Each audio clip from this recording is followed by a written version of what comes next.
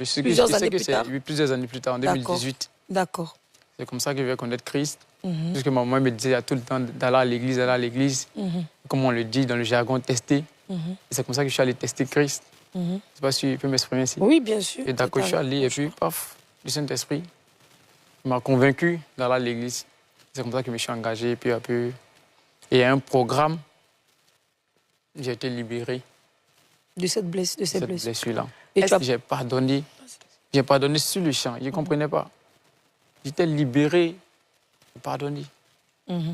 C'est comme ça que... Est-ce que tu as eu un contact après le pardon que tu as ressenti? Est-ce que tu as eu un contact avec cette famille, avec ta tante? Non, on n'a pas eu contact. Okay.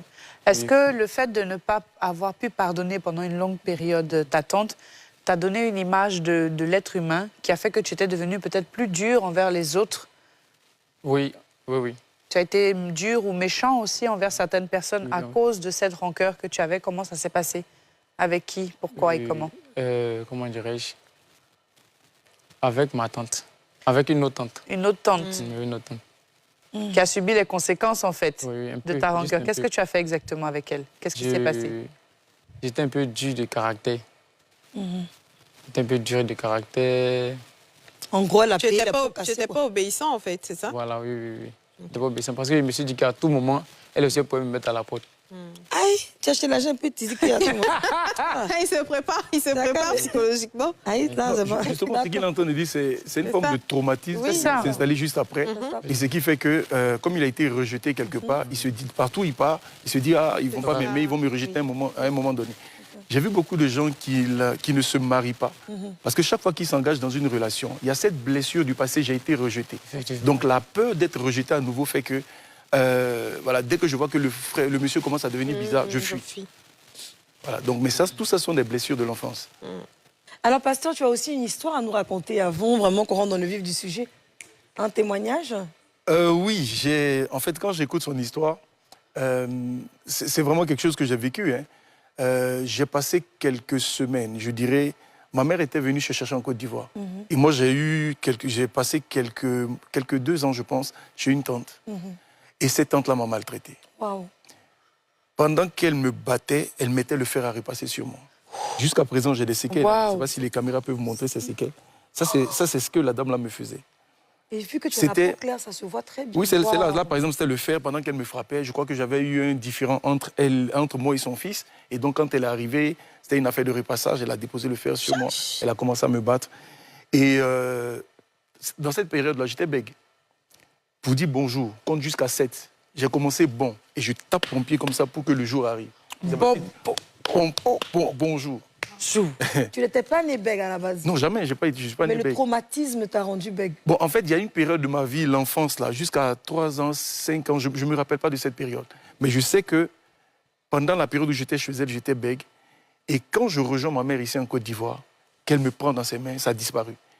Et j'avais même oublié que j'étais bègue. C'est quand je me retrouve en Guinée, une certaine année, je pense que j'avais l'âge de 18 ans. Quand je suis arrivé, des gens ont commencé à me demander, mais toi, tu étais bègue, non? C'est là que tout ça m'est revenu. Mais le fait qu'elle déposait ça, je n'ai jamais oublié. Ça, c'est quelque chose qui est resté gravé dans mon esprit.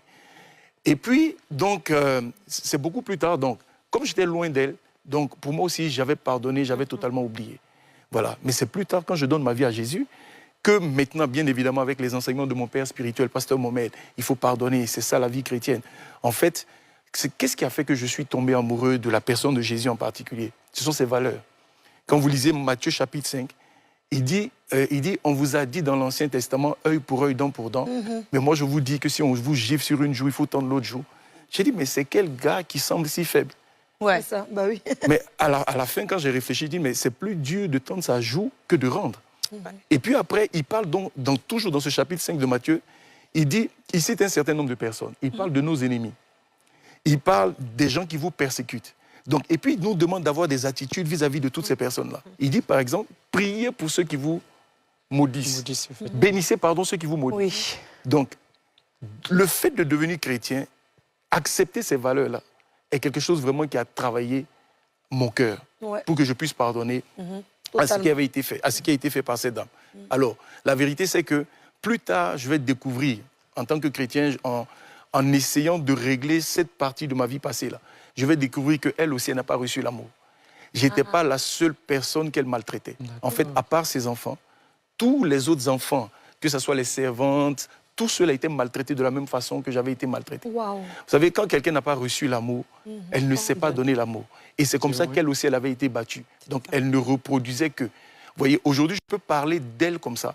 Parce que non seulement je lui ai pardonné, mais je trouve même des excuses aux erreurs qu'elle a fait. Waouh. C'est ça le véritable pardon. Et c'est ça. Et Trouver des excuses. Parce qu'elle a agi comme ça, c'est parce qu'il y a des choses qu'elle ne sait pas. c'est ça.